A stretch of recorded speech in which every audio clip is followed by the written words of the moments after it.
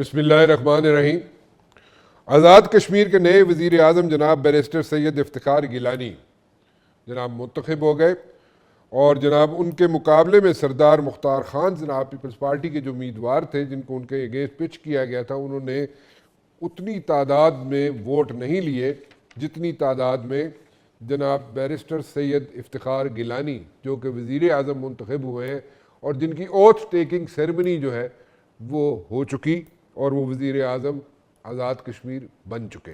इख्तिलाफात सामने ज़रूर आए जनाब, और शाह ग़ुलाम कादिर के जनाब यहाँ पे हमने रिजर्वेशंस देखी और शाह ग़ुलाम कादिर जो हैं उन्होंने मुस्लिम लीग नून पे जब जनाब बैरिस्टर सैयद इफ्तिखार गिलानी को पिच किया एज अ वज़ीर आज़म, तो जनाब शाह ग़ुलाम कादिर साहब जो है वो इस फेवर में नहीं थे। उन्होंने अपनी रिजर्वेशंस भी शो की और सबके सामने शो की और उन्हें जनाब कहा भी गया कि जनाब आज़ाद कश्मीर के वो प्रेसिडेंट बन जाए और आज़ाद कश्मीर के प्रेसिडेंट मुस्लिम लीग नून के बन जाए, मुस्लिम लीग नून के प्रेसिडेंट आज़ाद कश्मीर के बन जाए। और उसके अलावा भी उन्हें ऑफ़र्स की गई, लेकिन उन्होंने सब ऑफ़र्स जो है वो रद्द कर दी। लगता ऐसे है कि जनाब शाह ग़ुलाम कादिर साहब ने अपनी होप स्पिन की हुई थी एज अ वज़ीर आज़म और नून लीग की लीडरशिप के साथ उन्होंने अपनी जनाब होप स्पिन की हुई थी कि उनके अलावा और किसी को पिच नहीं किया जाएगा as a prime minister AJK, लेकिन ऐसा नहीं हुआ। और कहा यह जा रहा है, इनसाइडर्स ये कह रहे हैं जनाब कि at the nick of the moment जनाब चीज़ें चेंज हुई और सारी चीज़ें जो है बैरिस्टर सैयद इफ्तिखार गिलानी की फेवर में चली गई और उनको ही वज़ीर आज़म बना दिया गया आज़ाद कश्मीर का। इसके अलावा मैं थोड़ा सा आगे चलना चाहूँगा। इससे ऐसे लगता है जनाब कि एक पुराना डाई हार्ड मुस्लिम लीग नून का वर्कर शाह ग़ुलाम कादिर, जिसको मैं वर्कर कहूँगा, वो नाराज़ हो गया, नाला हो गया। अब उसको राज़ी किया जाएगा या नहीं राज़ी किया जाएगा, that is yet to be seen. इसके अलावा मैं बात करना चाहूँगा जनाब उन 14 बच्चों की जिन्होंने पिम्स के चिल्ड्रन हॉस्पिटल में अपनी जानें दी सिर्फ़ और सिर्फ इस वजह से कि जनाब वहाँ पे नालायक तरीन लोग चिल्ड्रन हॉस्पिटल में मौजूद थे जो कि उनको ना बचा सके। गफलत एक छोटा लफ्ज़ है। गफलत के साथ साथ मैं ये कहूँगा जनाब कि कोई 3rd, 4th, 5th फॉर्म हो गफलत की तो वो भी कहना कम है। उनकी जानें वापस नहीं आ सकती। और वहाँ पे जो तरीक़ाकार अपनाया गया कि जनाब ताले लगा दिए गए थे, ताले लगा दिए थे इसलिए कि वहाँ से बच्चे चोरी हो जाते हैं। तो बच्चे चोरी अगर हो जाते हैं वहाँ से तो वो रोकना किसका काम है? वहाँ पे एक सिक्योरिटी एजेंसी है जो पिछले कई सालों से वहाँ पे जनाब अपनी ड्यूटीज़ दे रही है। क्या इंतज़ामिया जो है पिम्स हॉस्पिटल की वो इस काबिल नहीं है कि वो बच्चों की चोरी को रोक सके? क्या फजूल किस्म की बातें हैं ये। कोई ऐसा शख्स मौजूद नहीं था जो उन बच्चों को छुड़वा सकता, माँ सिवाय एक खाला के। एक खाला ने अपना बच्चा जो है वहाँ से उठा के बचा लिया जो कि 15वां बच्चा था। अदर दैन दैट बाकी लोग कहाँ थे? इंतज़ामिया कहाँ थी? वहाँ पे जो लोग मौजूद थे ड्यूटी पे उनके नाम doctor Rimsha Ahmed post graduate resident, दूसरा नाम doctor Abdul Rehman house officer, तीसरा नाम Razia Naureen nurse incharge, Nasreen Akhtar nurse incharge. ये लोग कहाँ थे? इसके अलावा जिन लोगों के बच्चे इस दुनिया से चले गए उनके नाम हैं जनाब जवेरिया, आलिया, अनीस खालिद, आसिया बीबी के ट्विंस थे, शकीला, सिद्रा, सुंबल, किरण फातिमा, आमना, मरियम, खिजरा, हफ्सा और रूसा सईद। ये वो वालदैन हैं जिनके बच्चे इस दुनिया में नहीं रहे। जो भी इस कमेटी को हेड कर रहे हैं शाहिद साहब पे भी एक बहुत बड़ा क्वेश्चन मार्क है। वो क्वेश्चन मार्क इसलिए रेज हो जाता है कि जनाब रऊफ क्लासरा साहब ने एक ट्वीट की शाहिद साहब के बारे में। वो ज़रा ट्वीट चला दीजिए। मैं सारी की सारी होप्स अपनी पिन करूँगा पार्लिमानी कमेटी पर, क्योंकि पार्लिमानी कमेटी जो है वो सजेशंस देगी in the days to come कि जनाब क्या होना चाहिए, क्या ये कमेटी जिसने रिपोर्ट दी है आज ये जनाब सही है, दुरुस्त है, या इसमें किसी न किसी को बचाने की कोशिश की गई है। लेकिन पार्लिमानी कमेटी जब बैठेगी उस वक्त मेरे ख्याल में कुछ ना कुछ ज़रूर सामने आएगा, कुछ सजेशंस होंगी, कोई जनाब रिजर्वेशंस होंगी, वो ज़रूर सामने आएंगी, जिससे पता चलेगा कि जनाब ये कमेटी की रिपोर्ट दुरुस्त है जिसको हेड शाहिद साहब कर रहे हैं या नहीं। इससे थोड़ा सा आगे चलते हैं जनाब। ईरान और अमेरिका का कॉन्फ्लिक्ट जो है वो ख़त्म होने को नहीं आ रहा। Mid term election in America around the corner, November में होने हैं। उसके अलावा अगर हम देखें जनाब इसराइल में, तो जनाब सितंबर अक्टूबर में इलेक्शंस होने जा रहे हैं। लेकिन फिर भी यहाँ पे इश्यूज पर इश्यूज है। पाकिस्तान अपनी कोशिश जारी रखा हुआ है, लेकिन अभी तक एज सच कोई ब्रेक थ्रू नहीं मिला, क्योंकि फैसला जो है वो सिर्फ और सिर्फ ईरान और अमेरिका ने करना है। अब तो जनाब रशिया और चाइना भी खुल के सामने आना शुरू हो गया है। कहाँ पे ये चीज़ें लीड करेंगी in the days to come, because we want peace in the world, क्योंकि इससे पूरी दुनिया में एक इशू खड़ा हुआ है। तो ये इशू जितना जल्द ख़त्म हो जाए उतना ही बेहतर है। इसमें मैं बात करना चाहूँगा जनाब, क्योंकि पहले मैं बात करूँगा उनकी जो इस दुनिया में नहीं रहे, वो बच्चे जो इनक्यूबेटर्स में थे, जो अब इस दुनिया में नहीं है, उनके बारे में बात करना चाहूँगा, और क्या डिसीजंस लिए जा रहे हैं या लेने जा रही है हुकूमत, और जनाब उससे कोई फ़र्क पड़ेगा आम आदमी की ज़िंदगी में, इन अस्पतालों में आम आदमी के अपने आप को सेफ फील कर सकेगा या नहीं। मुस्तफ़ा कमाल साहब मेरे साथ मौजूद है। जनाब मुस्तफ़ा साहब कैसे हैं आप, खैरियत से? राना भाई अल्हम्दुलिल्लाह। What are you expecting in the report जी? एक तो जो हमें इस वक्त उसकी जो जो यहाँ पे र्यूमर्स पता चल रही है, let me put it this way, उसकी कंफर्मेशन तो नहीं है, लेकिन र्यूमर्स जो पता चल रही है वो ये है कि कुछ कंपनसेशन दी जाएगी लवाहकीन को, जो बच्चे वहाँ पे शहीद हुए पिम्स के चिल्ड्रन हॉस्पिटल में, और उसके अलावा वहाँ पे जनाब पॉइंट आउट किया जाएगा कि किसकी जनाब वहाँ पे कोताही थी। आपके ख्याल में एग्जैक्टली किसकी कोताही थी वहाँ पे? कोई आपको नो हाउ है इस चीज़ की, या कुछ चीज़ शेयर करना चाहेंगे आप? जी राना साहब, थैंक यू वेरी मच। मेरे पास तो यकीनन नो हाउ है, लेकिन मैं अपनी नो हाउ को अभी शेयर इसलिए नहीं करना चाहूंगा कि इससे कोई कंफ्यूजन जो है वो क्रिएट ना हो, क्योंकि ये बहुत सेंसिटिव मामला है। जो इंक्वायरी कमेटी है उसके पास सारा ये इख्तियार, सारा उसके पास इक्विपमेंट, सारी उसके पास एक्सेस, ह्यूमन इंटेलिजेंस भी उसके पास, ह्यूमन जो एविडेंसेस हैं वो भी, डिजिटल जो उसके पास जो है वो एविडेंसेस हैं वो भी, ये सब कुछ उनके पास है। तो अब रात को आज रात तक जो है उनके 48 घंटे पूरे हो जाएंगे, चंद घंटों की बात है।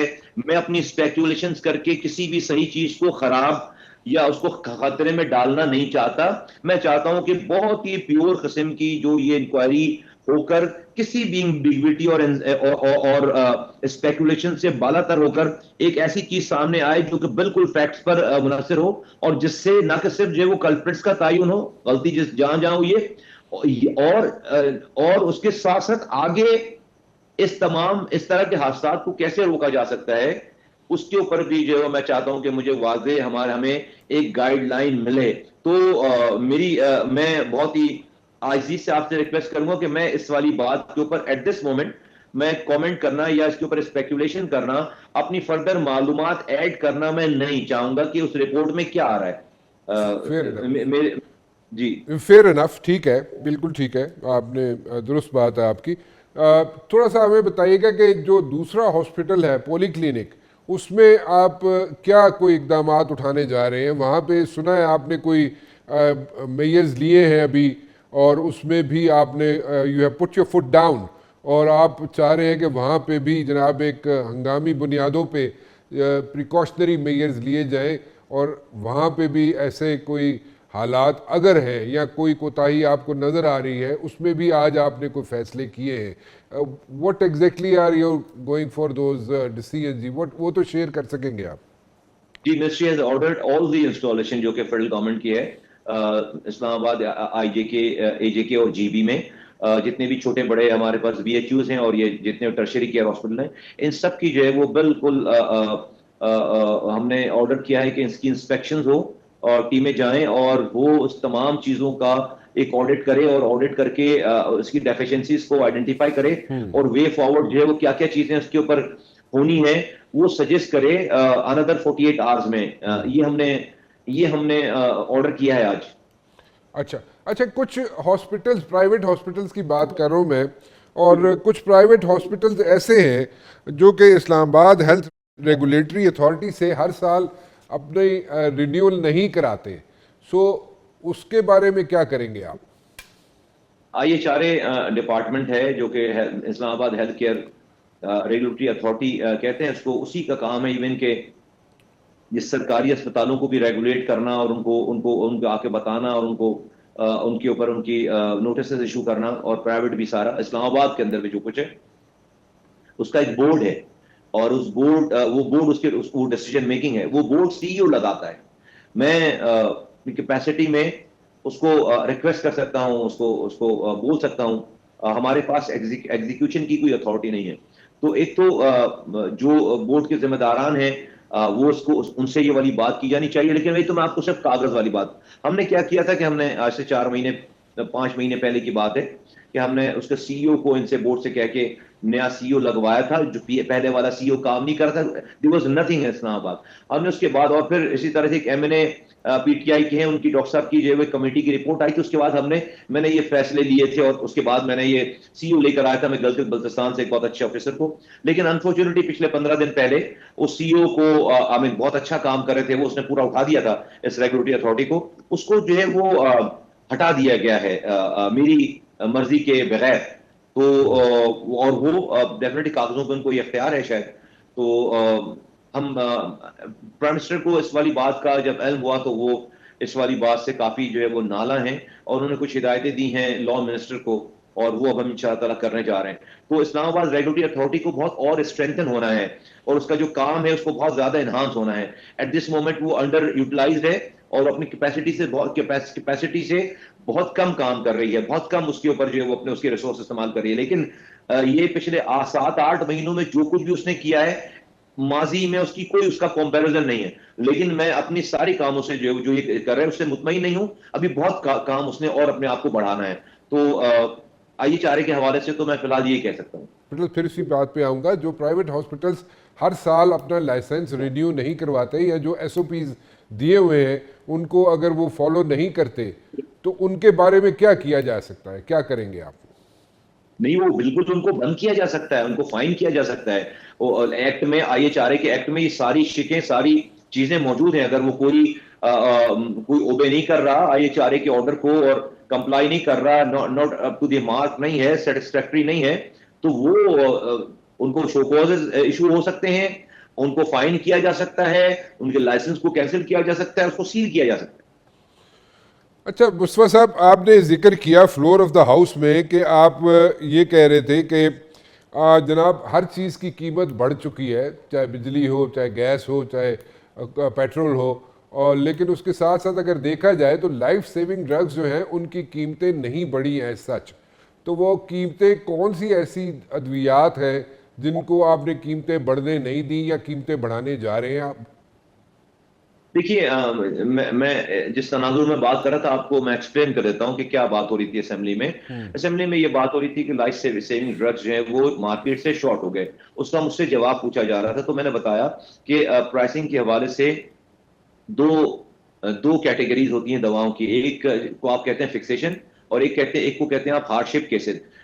फिक्सेशन केसेस वो कहलाते हैं कि जो नए मॉलिक्यूल्स मार्केट में नए आ रहे हैं, पहली दफा उनकी प्राइस फिक्स होने जा रही है, नंबर 1। ठीक है। हार्डशिप केसेस आप उसको कहते हैं, उन दवाओं को केसेस को कहते हैं जिन दवाओं की कीमतें ऑलरेडी मुकर्रर हैं और तो मार्केट में चल रही हैं, लेकिन उसके जो प्रोड्यूसर हैं उनको ये ख्याल आता है कि भाई, और उनको ये फील होती है कि भाई आज कॉस्ट ऑफ डूइंग बिजनेस बढ़ गई है, तो हमारी जो दवाएं आज जिस कीमतों में हमारी कीमतें लगी हुई हैं, ये कीमतें जो है वो मुनासिब नहीं, हमें लॉस हो रहा, तो हमें इसकी प्राइस एनहांसमेंट के लिए गवर्नमेंट के पास जाना चाहिए। ये दोनों केसेस जो है वो ड्रैप में आते हैं। ड्रैप इसको मिनिस्ट्री से में फॉरवर्ड करता है, मिनिस्ट्री इसको जो है वो फेडरल कैबिनेट के पास लेकर जाती है, वजीर आजम से फिर ये फेडरल कैबिनेट में आते हैं। फेडरल कैबिनेट में वजीर आजम साहब ने इस ड्रग्स की प्राइसेस को डिटरमिन करने के लिए फाइनेंस मिनिस्टर की सरबराही में 5 उसके और अंदर और वफाकी वज़रा डालकर एक कमेटी बना दी है, जो कि फाइनल डिसीजन मेकिंग से पहले एक वो प्रपोज करते हैं कैबिनेट को। उसके अंदर मिनिस्टर हेल्थ है, उसके अंदर मिनिस्टर कॉमर्स है, उसके अंदर मिनिस्टर हाउसिंग है, उसके अंदर मिनिस्टर एनवायरमेंट है, उसके अंदर जो है वो एडवाइजर हैं इसके डिफेंस के, और फिर फाइनेंस मिनिस्टर जो उसको हेड करते हैं। तो ये 6 वुज़रा की एक कमेटी है हेडेड बाय फाइनेंस मिनिस्टर। वो अपनी तमाम एक एक ड्राफ्ट को बुलाकर जिस जिसकी एप्लीकेशन आई हुई होती है उसके एक एक की जस्टिफिकेशन, एक एक पॉइंट को regional, international, surrounding neighbouring countries में सबको वो चेक करते हैं, देखते हैं और उसको जो है इवेलुएट करते हैं। फिर वो अपनी रिकमेंडेशन भेजते हैं कैबिनेट को। तो मैं उसको ये बता रहा था कि सेशन को कि देखिए नॉर्मली दवाओं की कीमतों का बढ़ना जो है ना एक बहुत बड़ी सोशली एक पॉलिटिकल गवर्नमेंट उससे बहुत कतराती है, बहुत ज्यादा उससे शाई अवे करती है, डरती है एक तरह से मैं कहता हूं, क्योंकि उस अगले दिन जो मीडिया पे जो हेडिंग हेडलाइन लगी है कि दवाओं की कीमतों, जान बचाने वाली अद्वियात की कीमतों में इजाफा कर गया। अब हमारे साथ प्रॉब्लम यह है कि अगर हम जस्टिफाई नहीं करेंगे तो जो कंपनीज हैं वो भी अपना लॉस करके तो नहीं, वो भी पाकिस्तानी कंपनीज है, पाकिस्तानी लोग हैं, वो भी बिजनेसमैन है। तो हम बिजनेसेस को अट्रैक्ट करने जाते हैं, बुलाते हैं कि आओ हमारे बिजनेस करो, तो कोई लॉस में तो बिजनेस नहीं करेगा। आपको उनको उनका ड्यू शेयर देना पड़ेगा। लेकिन एक तरफ आप जब ये देखते हैं कि जब आप ये शेयर देने जा रहे हैं तो फिर आपको इस तरह के, तो ये एक बड़ी चैलेंजिंग सिचुएशन होती है गवर्नमेंट की। उस चैलेंजिंग सिचुएशन को मैं गवर्नमेंट की एक्सप्लेन कर रहा था अपने हाउस पे, मुझसे जब ये सवाल किया गया। अच्छा, एक और चीज का आपने जिक्र किया, उसको जरा एलेबोरेट कर दीजिए आप। आपने कहा जी पीडब्ल्यूडी के बंद होने से आपको प्रॉब्लम्स आ रही थी, जो जितने हॉस्पिटल्स हैं उसमें काम की जो प्रॉब्लम्स हैं वो आप फेस कर रहे थे। तो पीडब्ल्यूडी अगर काम नहीं कर रहा था, सीडीए को आप कह रहे थे आप इंगेज करने की कोशिश कर रहे थे, what exactly is the story जी, वो जरा एक्सप्लेन करें। ये जो कंस्ट्रक्शन की एग्जीक्यूटिंग एजेंसीज होती है ना, प्रोविंशियल गवर्नमेंट के पास अपनी होती है, लोकल गवर्नमेंट के पास अपनी होती है, फेडरल गवर्नमेंट के पास जो फेडरल एग्जीक्यूटिंग एजेंसी थी किसी भी प्रोजेक्ट को एग्जीक्यूट करने के लिए, वो थी पीडब्ल्यूडी। कि कोई रोड बनाना है, कोई बिल्डिंग बनानी है, कोई सरकार क्या हेल्थ मिनिस्ट्री है, अब यहाँ पर फर्ज करेंगे हॉस्पिटल्स बनने हैं, उस हॉस्पिटल की टेंडर जो होगा वो एग्जीक्यूटिव हॉस्पिटल हेल्थ मिनिस्ट्री के पास तो कंस्ट्रक्शन की एबिलिटी नहीं है, तो वो तो कैसे कंस्ट्रक्ट करवाएगी। और वो जो थर्ड पार्टी जो कॉन्ट्रैक्टर आएगा उसको इवेल्युएट कौन करेगा, आरएफपी कौन बनाएगा। तो इसके लिए एक इदारा था साल से जब से पाकिस्तान बना, पीडब्ल्यूडी। उसको यकीनन जो है वो वज़ीर आज़म साहब ने उस डिपार्टमेंट को maybe very very for the very right reason उसको एबॉलिश कर दिया, खत्म कर दिया।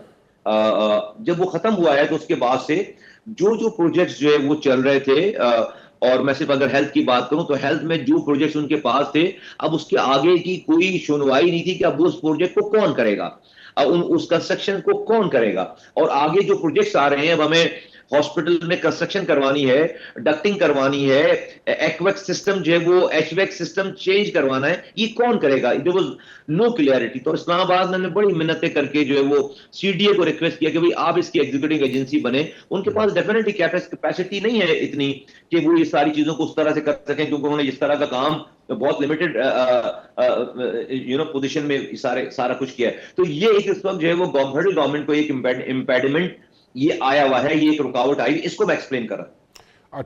अच्छा, एक चीज़ ज़रा आखिरी बताइएगा। देखें, आपने ये जो कमेटी बनाई वज़ीर आज़म ने, इसको जनाब इन्वेस्टिगेट करने के लिए, प्रोब करने के लिए, जो इंसिडेंट हुआ, और वेरी अनफॉर्चुनेट, इस दुख को अल्फाज में बयान नहीं किया जा सकता जो चिल्ड्रन हॉस्पिटल में हुआ। लेकिन अभी तो जितनी फौरी तौर पे जिसकी रिपोर्ट की फाइंडिंग आई, इसकी इम्प्लीमेंटेशन कितनी जल्दी हो सकेगी, मतलब इसमें भी कोई लंबा अरसा तो नहीं लग जाएगा, या फौरी तौर पे इम्प्लीमेंटेशन होगी, whosoever is responsible? नहीं, whosoever will be responsible will be taken for task immediately। इसमें कोई लंबा टाइम नहीं लगेगा। उनके जो अगर उन्होंने कोई लॉन्ग टर्म रिकमेंडेशन की तो वो डेफिनेटली वो देखकर बात की जा सकती है, लेकिन जो भी इमीडिएट एक्शन जो है वो उन्होंने सजेस्ट किए होंगे उस कमेटी ने, वो बिल्कुल उस पर अमल दरामद होगा। मनोहर, पार्लिमानी कमेटी के बारे में क्या कहेंगे? वो भी आज जनाब हाउस में बहुत उस पर डिस्कशन हुई कि पार्लिमानी कमेटी बननी चाहिए और उसमें कुछ सजेशंस और कुछ तनकीद व्हाटएवर जो पार्लियामेंटेरियंस करेंगे उसको how do you take it? जी, हमने उसको वेलकम किया, एग्री किया दोनों ऐवानों में। और अब जो है वो सेनेट और नेशनल असेंबली की एक कंबाइंड पार्लियामेंट्री कमेटी जो है वो तमाम पार्टीज के लोगों को पर मुश्तमिल ये बनने की बात हुई आज पार्लियामेंट में। हमने उसको जो है वो वेलकम किया है और हमने उनको उसको पूरा फैसिलिटेट करना है। ये जो आज रात में कमेटी की रिपोर्ट आएगी, उस कमेटी की रिपोर्ट पे अगर कोई डिससेटिस्फैक्टरी कोई पहलू रह जाता है और ये हाउस ये समझता है, दोनों कमेटियां और हाउस से समझता है कि नहीं फर्दर इसके ऊपर जो है डेलिब्रेशन या कुछ और होना चाहिए, तो that committee will be more than welcome to go ahead and उसको और उस इन्वेस्टिगेशन को और अपनी फाइंडिंग्स को और आगे ले जाए। जो कमेटी बनाई गई है उसको जो हेड कर रहे हैं वो शाहिद साहब है। शाहिद साहब पे बहुत बड़ा क्वेश्चन मार्क आता है।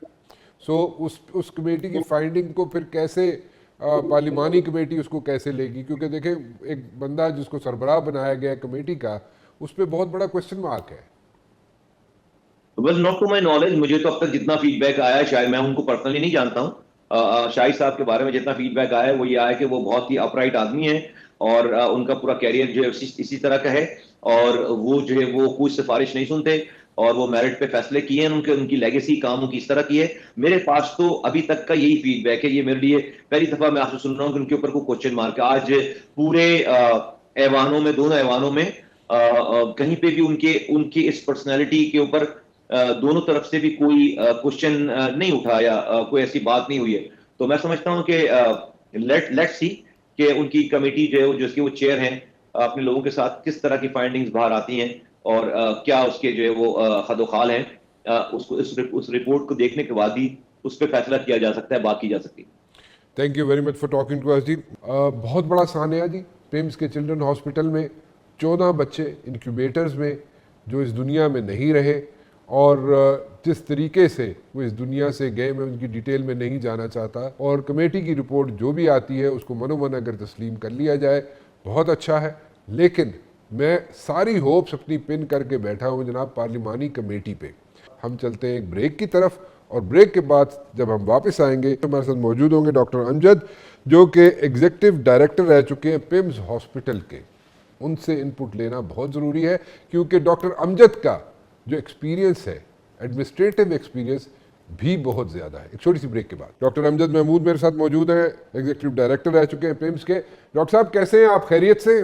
जी अल्हम्दुलिल्लाह रान साहब, अल्हम्दुलिल्लाह ठीक ठाक। आप सुनाएं, ठीक है? बस अल्लाह के शुक्र। डॉक्टर साहब इतना बड़ा सानिया, इसको एक तो प्रिवेंट कैसे किया जा सकता है in the days to come, and first of all आप क्या समझते हैं? आप तो वहाँ पे काम कर चुके हैं, वहाँ पे जनाब पूरा अस्पताल चला चुके हैं पिम्स।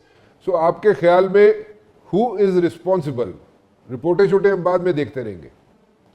रान साहब, thank you very much for taking me on your programme, prestigious programme. First of all जो फैमिलीज हैं उनके साथ दिली हमदर्दी है और कोई लफ्ज़ नहीं है उनके साथ अफसोस के लिए।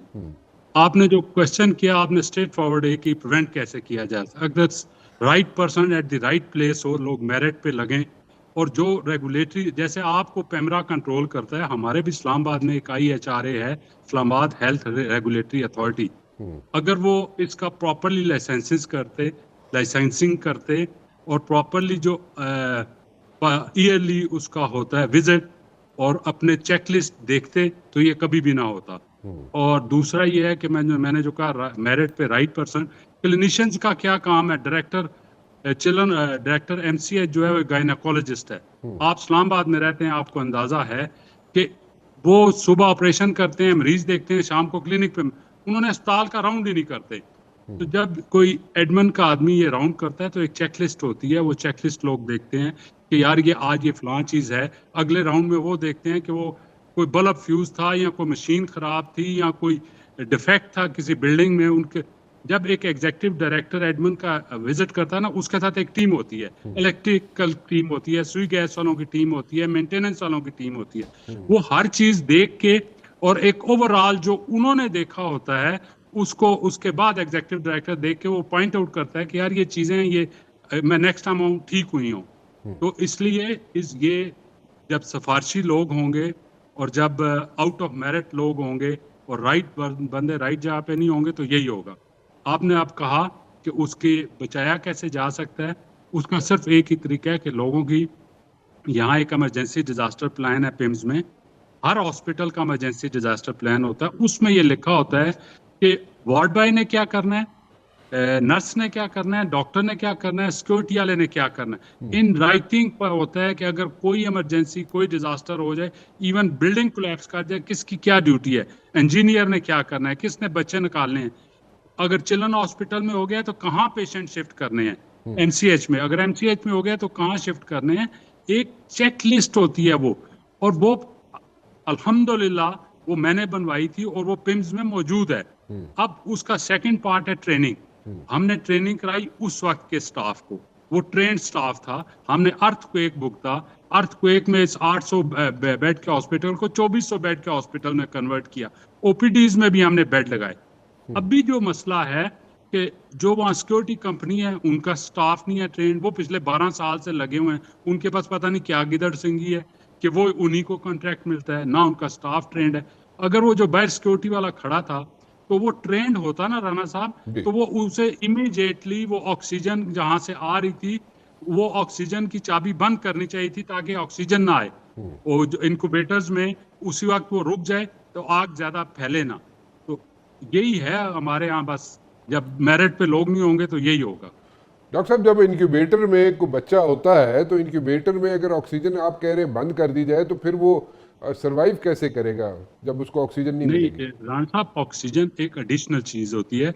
इनक्यूबेटर में वो सांस तो ले रहे होते हैं, अब ठीक। आग लग गई है ना वहां पे, ठीक। तो वो पाइप जो है आग लग गया तो इतनी अगर आप ना उसको वो पाइप बंद करके ऑक्सीजन बंद करके उन बच्चों को निकाल के किसी दूसरी जगह शिफ्ट करेंगे ना। ठीक। मेरा कहने का मकसद ये है कि हम उसकी ऑक्सीजन नहीं बंद कर रहे, लेकिन इतना नहीं होता।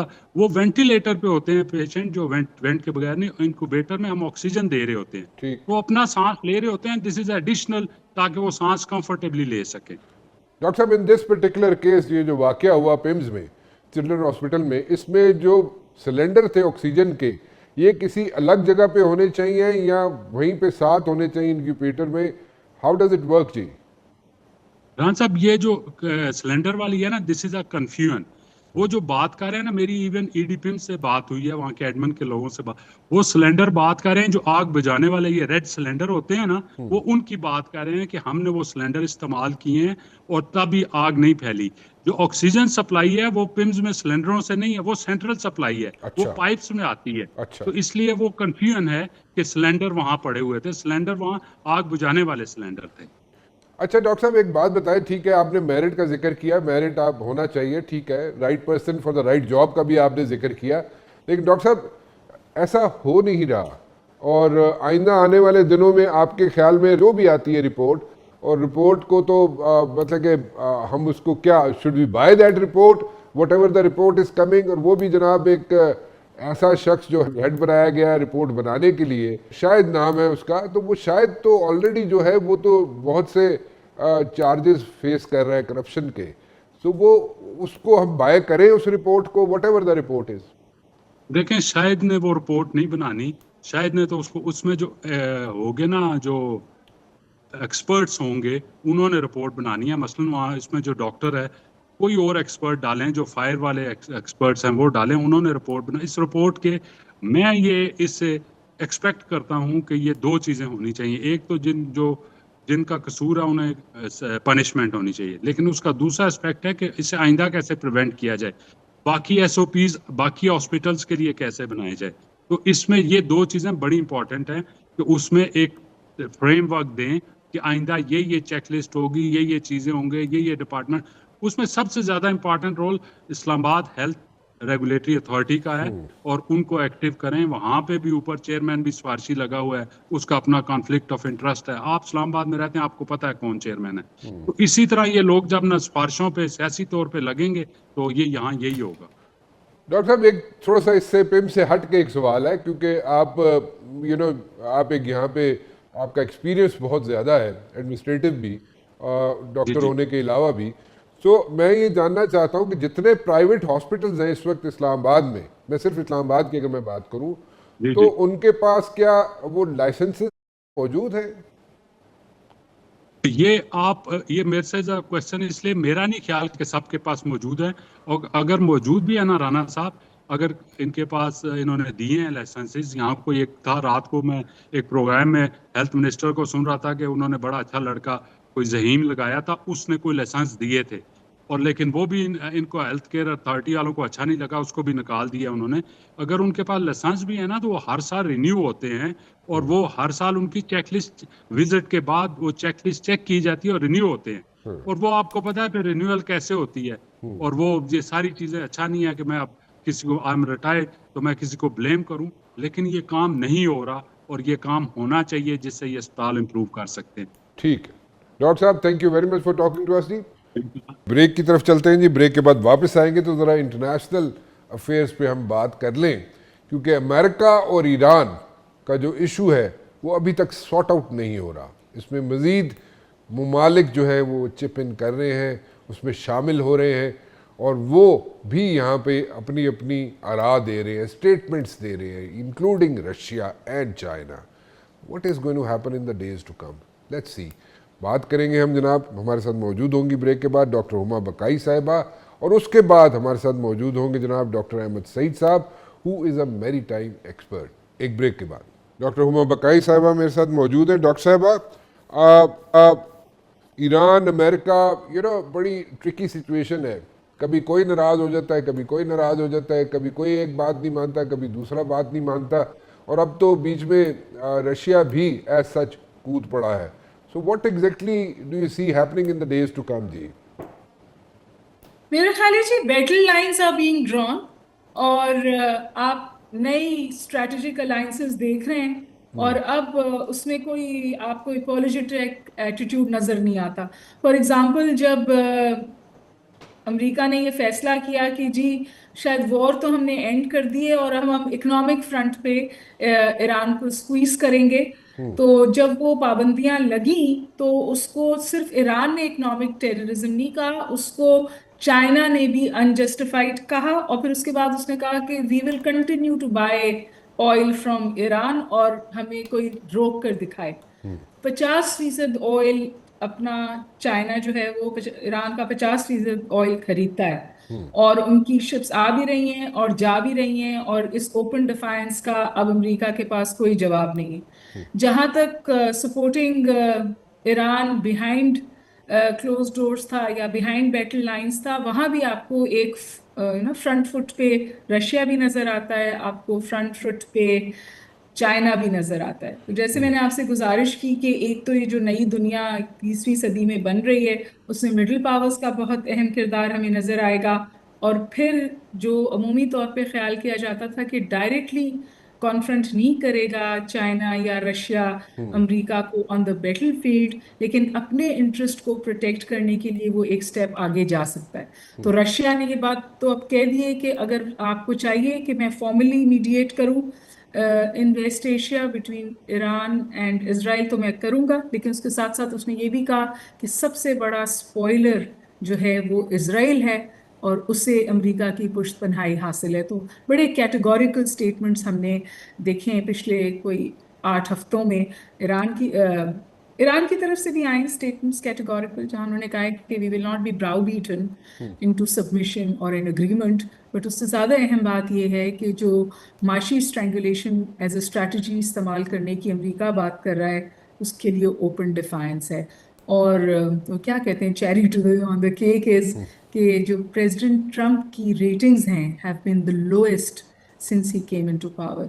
तो वो, और मिड टर्म इलेक्शंस नवंबर में आ रहे हैं, तो इंटरनली भी प्रेसिडेंट ट्रंप बिसीज्ड हैं, इज अ बिसीज्ड प्रेसिडेंट, और कंप्लीट फॉरेन पॉलिसी फेलियर नजर आता है। सो अभी जो जो जो जो स्टेटमेंट दे रहा है चाइना या जो स्टेटमेंट दे रहा है रशिया, जैसे रशिया तो मतलब सबको पता है कि from day one help out कर रहा था ईरान को थ्रू कैस्पियन सी, और मॉरली भी हेल्प आउट कर रहा था ईरान को। अब तो ओपनली अगर उसने मीडिएशन की भी बात की है जैसे आप कह रही हैं, तो मीडिएशन तो उस वक्त होती है कि जब मतलब दोनों एंटिटीज़ जो हैं, दोनों पार्टीज जो है उसको एक्सेप्ट करें। तो व्हाट अबाउट इजराइल? इजराइल क्या एक्सेप्ट करेगा मीडिएशन रशिया की? देखिए, इजराइल तो इस वक्त इजराइल से ज़्यादा मैं कहूँगी कि जो complete collapse and failure of Netanyahu की पॉलिसीज, और जो nexus, close individual nexus emerge हुआ था नेतन्याहू और प्रेसिडेंट ट्रंप के बीच में, उसके लिए कंप्लीट रिजेक्शन और फेलियर है। तो जो गजा की सूरत हाल है उसको ये लोग चाहते हैं कि मेरी और आपकी सोच से मिट जाए, but it's very much alive, और उसके बारे में बात हो रही है। और अब जब लोग इस पूरी सूरत हाल को ट्रेस करते हैं, चाहे वो मक्का समिट हो, चाहे पाकिस्तान का किरदार हो, उसकी जो रूट्स है ना वो गजा है। और जैसे मैंने आपसे गुजारिश की कि ये मीडिएशन ऑफर करना, तो रशिया अपने आप को असर्ट कर रहा है ना कि वो आज इस पोजीशन में है, लेकिन उसने कहा if I am formally asked, तो फॉर्मली तो उसको कोई नहीं, रशिया को कोई कह रहा है, ईरान को भी पता है कि फॉर्मली किससे बात करनी है। So Pakistan is in the game, Qatar is in the game, in some ways मेरा ख्याल है कि तुर्किया भी है। तो ये जो कंट्रीज हैं जो अब मक्का समिट का भी हिस्सा हैं, ये ज़्यादा फाल किरदार आपको मीडिएशन के लिए अदा करती हुई नजर आएंगी। और अभी आपने लेटली देखा कि एक बार फिर पाकिस्तान की तरफ से बड़ा quite but active diplomatic footwork था, जो प्रोबेबली दोनों तरफ से, यानी अमेरिका की तरफ से भी उसको सॉलिसिट किया गया था और ईरान की तरफ से भी उसको सॉलिसिट किया गया था, और दोबारा उसके हवाले से बातचीत हो रही है। तो मैं ज़ाती तौर पे समझती हूँ कि जंग, एक्टिव वॉर है, वो ख़त्म हो गई है। अमेरिका ने भी रियलाइज़ कर लिया है, इसराइल ने भी रियलाइज़ कर लिया है कि हमले ईरान पर अब हल नहीं है। एक और बात जो बार बार अब यूरोप और रशिया कह रहा है कि जो पिछले दिनों अमेरिका ने और इसराइल ने हमले किए ईरान की न्यूक्लियर साइट्स को टारगेट करने के लिए, उसकी वजह से जो रेडियोलॉजिकल डिजास्टर है वो अगर अनफोल्ड हो गया तो पूरा खित्ता उसकी लपेट में आएगा। तो ये अब पैरेलल डिस्कशंस जो हैं, ये जंग, एक्टिव वॉर को जारी करना अमेरिका और इजराइल के लिए बहुत मुश्किल कर दे रहे हैं। बहुत सारी फैक्ट चीज़ें हैं जो अभी रिजॉल्व नहीं है। हुर्मस रिजॉल्व है भी और नहीं भी है। अभी भी ओमान को कुछ तहफ़्फ़ुज़ात का इदराक करना है ताकि हुर्मस जो है वो फंक्शनल हो जाए। ईरान के हिसाब से हुर्मस फंक्शनल है फॉर फ्रेंड्स ऑफ ईरान, अच्छा। वो सबके लिए कब फंक्शनल होगी, उसके लिए क्या होगा। फिर और भी ज़्यादा क्रिटिकल चीज़, जब ये इकोनॉमिक सैंक्शंस आई हैं मज़ीद, बल्कि इसको सैंक्शंस भी नहीं कहना चाहिए, स्ट्रैंगुलेशन आई है अमेरिका की तरफ से, तो फिर मेरा ख्याल है ईरान किसी हल की तरफ जाने से पहले ज़्यादा प्रोएक्टिवली अपनी एसेट्स के हवाले से कोई अश्योरेंस चाहेगा। तो एक बात तो तय है कि अब ईरान एक मुख्तलिफ गेम खेल रहा है, फ्रॉम स्ट्रैटेजिक पेशेंस टू, उसको लोग कह रहे हैं एक्टिव अग्रेसिव डेटरेंस, ये गेम है ईरान का। और अभी उसको काउंटर नहीं कर पा रहा इसराइल और अमेरिका, क्योंकि उनका अपना नेक्सस पे सवाल उठ रहा है। दोनों प्रेसिडेंट्स जो हैं उनको इंटरनली शदीद तरीन अपोजिशन का सामना है। इसराइल में भी इलेक्शंस आ रहे हैं, वो नेतन्याहू जो प्राइम मिनिस्टर फॉर एवर कहलाते थे, उनके लिए हालात बहुत मुश्किल हुए हैं। सो किसका एटीट्यूड रिजिड समझे हम, ईरान का, अमेरिका का, इसराइल का? कौन रिजिड एटीट्यूड यहाँ पे लेकर बैठा हुआ है? क्यों कोई चीज़ें वर्कआउट नहीं हो रही? जो सबसे ज्यादा तो रिजिडिटी इसराइल की है ना। पहले उसने तकरीबन झूठ बोल के tricked America into a war, उसके बाद गलत इंटेलिजेंस देके, इसीलिए प्रेसिडेंट ट्रम्प इसको walk in the park exertion, वो समझते थे बस जाएंगे और वापस आ जाएंगे। अब 6 महीना से ऊपर हो गया, जंग में फंसे हुए हैं। और देखिए, ईरान के लिए तो सिर्फ खड़ा रहना इंपॉर्टेंट है, सिर्फ सर्वाइवल इंपॉर्टेंट है।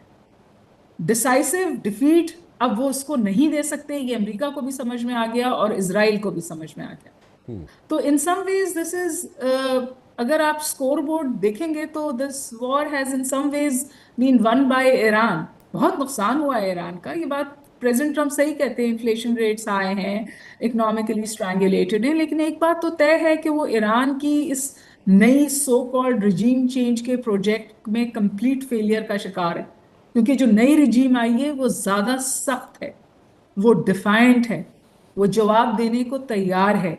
और अब ऐसा लग रहा है कि उसको सपोर्ट भी हासिल है, ओपन सपोर्ट हासिल है रशिया से भी और चाइना से भी, जो प्रोबेबली आकाश है इस नए वर्ल्ड ऑर्डर की, जब जिसकी हम बहुत ज्यादा खुल के बात कर रहे हैं। It may not be multipolar but एक मल्टीप्लेक्स वर्ल्ड है जिसमें मर्जी की, जरूरतें की, दोस्तियां भी हैं। तो Mecca summit is a perfect example. तुर्किया के ताल्लुकात नाटो में भी हैं, लेकिन वो समिट का हिस्सा है। पाकिस्तान के ताल्लुकात अमेरिका से अच्छे हैं, सऊदी अरब के ताल्लुकात अमेरिका से अच्छे हैं, वो अभी उनसे एक सिविल न्यूक्लियर डील मांगने जा रहे हैं, लेकिन they come together for defence purposes. तो डिफेंस भी और डेटरेंस भी और इंडिजिनस भी। तो अब तो लोग ये बात कर रहे हैं ना कि जो वेस्ट एशिया और साउथ एशिया की, समझिए, बाउंड्री है, या उसको अलहदा समझना, दो रीजन समझना जो है, ये अब आर्टिफिशियल हो गया है। बिल्कुल नई नई डायमेंशंस पॉलिटिक्स, ग्लोबल पॉलिटिक्स का हिस्सा बन रही हैं, और it's history in the making. Very quickly एक चीज़ बताइएगा, डू यू सी ट्रम्प को यहाँ पे मिड टर्म इलेक्शंस में मेजॉरिटी मिल सकेगी और नेतन्याहू बैक होम जो सितंबर अक्टूबर में इलेक्शंस हैं उसमें वो जीत पाएंगे?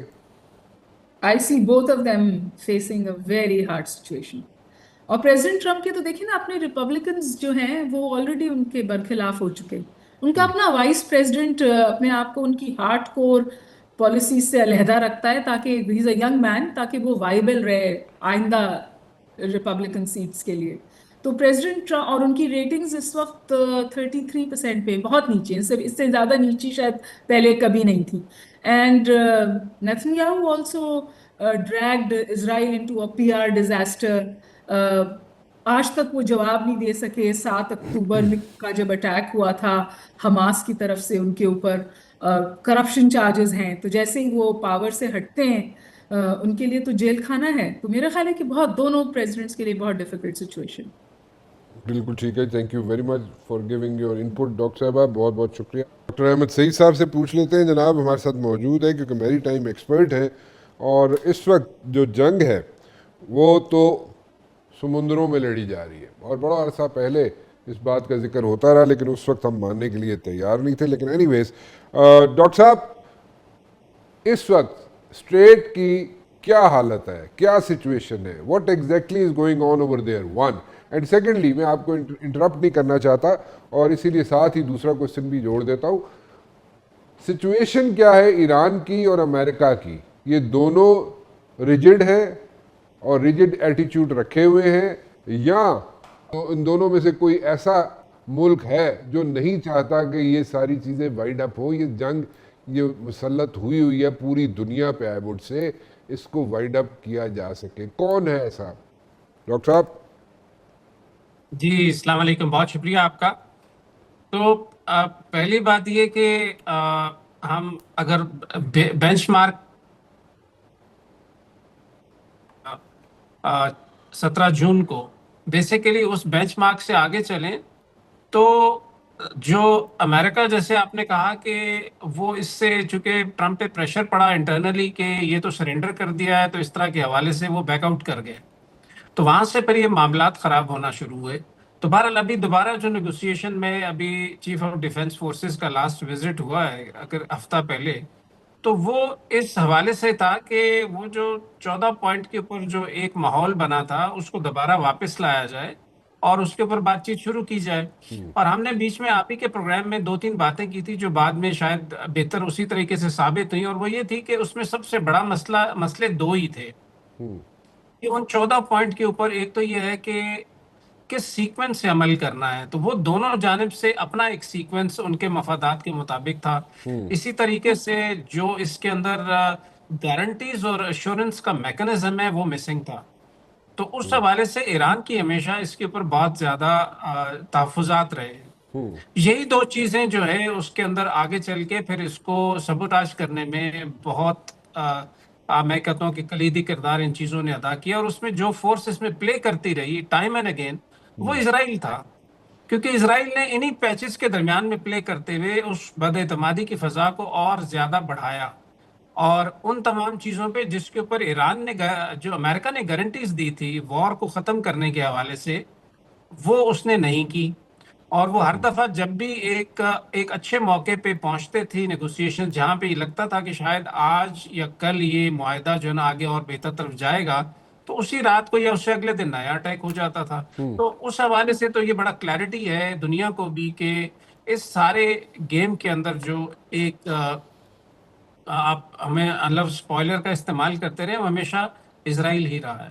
अब आते हैं इस चीज पे कि इस वक्त सूरत हाल क्या है। इस वक्त सूरत हाल ये मैं ही समझता हूँ कि वो बॉक्सर जो होते हैं, 2 लड़ के जब बिल्कुल थक जाते हैं तो वो एक दूसरे को जो है ना बस दूर दूर से मुक्के दिखा रहे होते हैं। तो इस वक्त तकरीबन सूरत हाल ये, हम ये नहीं कह सकते कि ईरान जो है, ऑफ कोर्स ईरान को पूरा क्रेडिट जाता है उसकी नेशन को, जितनी रेजिलिएंट है, जितने उन्होंने स्पाइन दिखाई और जिस हवाले से वो खड़े हुए हैं, लेकिन साथ ही साथ उनकी जो मिलिट्री डिग्रेडेशन हुई है या तबाहकारियां हुई हैं वो बहुत ज्यादा हैं, और उसमें बहुत वक्त लगेगा इसको वापस लाने में। अब उनकी एयर डिफेंसेस अगर आप देखें तकरीबन तबाह हो चुकी हैं, उनके जो लॉन्चर्स हैं 70 to 80% वो तबाह कर दिए गए हैं, नेवी उनकी तकरीबन डिप्लीट हो गई है। इसके अलावा बहुत सारे, लेकिन जो छोटी फोर्सेस हैं IRGC के अंडर काम कर रही हैं वो काफी इंटैक्ट है, और दैट्स द रीजन कि वो उसका जवाब भी काफी इफेक्टिवली दे रही हैं। लेकिन उसके दूसरी तरफ देखते हैं तो अमेरिका का जो देखिए, अगर अमेरिका को इस इलाके में, मैं ये कहता हूँ कि उसको जो ऑयल सप्लाई लाइन से ताल्लुक नहीं है उसका, उसको ये इसलिए कि ओवरऑल जितना ऑयल यहाँ से निकल रहा है वो तकरीबन 81% तो एशिया ही के अंदर कंज्यूम होता है, और उसमें से तकरीबन 37% चाइना को जा रहा है। लेकिन जो चीज और 4% सिर्फ जाता है ऑयल जो है वो अमेरिका की तरफ, तो उस हवाले से ऑयल से रिलेटेड नहीं है। अमेरिका का जो मेन मकसद है और जो मेन चीज है वो उसकी अलायंसेस हैं और उसकी रीजनल स्ट्रेंथ है एज ए सुपर पावर, जो कंप्रोमाइज हुई है। तो इसी वजह से अमेरिका को स्ट्रेट ऑफ हॉर्मुज का खुलवाना और उसको दोबारा रीइंस्टेट करवाना, ये उसके बड़े मफादात में एक बड़ी चीज समझते हैं, और उसी हवाले से इसके ऊपर वो काम किया। तो अभी जो लेटेस्ट बातचीत हुई है वो तकरीबन इसी पैराए में थी कि स्ट्रेट ऑफ हॉर्मुज को जो ओमान ने जो तजावीज़ दी है ईरान को, उसके ऊपर उसको थोड़ा सा आना पड़ेगा ताकि स्टेट ऑफ हॉर्मुज को एक कंप्रोमाइज स्टेट में खोला जाए। कंप्रोमाइज स्टेट इसलिए मैं कहूँगा कि उसके अंदर ईरान ने जो रेगुलर ट्रांजिट पैसेज है उसको नहीं खोला। उसने, जैसे हमने आप ही के प्रोग्राम में ये बड़ी अच्छे तरीके से डायलेट किया था कि उसमें जो उन्होंने आने और जाने के रास्ते हैं वो अपने टेरिटोरियल वाटर्स के अंदर रखे हैं। तो पार्शली उन्होंने उसको जो शिप्स अंदर जाएंगे जाहिर है उनके ऊपर उनकी नजर रहेगी, लेकिन जो बाहर जाने वाले हैं उसके ऊपर उन्होंने अपनी तकरीबन एग्रीमेंट दिया है। तो इस तरीके से अब ये एक पार्शल एक मैकेनिज्म, जिसको हम ये कह सकते हैं कि ये एक इंटरम मैनेजमेंट सिस्टम है जो ओमान और ईरान के दरमियान तय पा रहा है, और उसको अगर चलाएंगे तो उसके जाहिर है कुछ चीज़ें उन्होंने अमेरिकन साइड से भी कही हैं कि वो उसको देखें।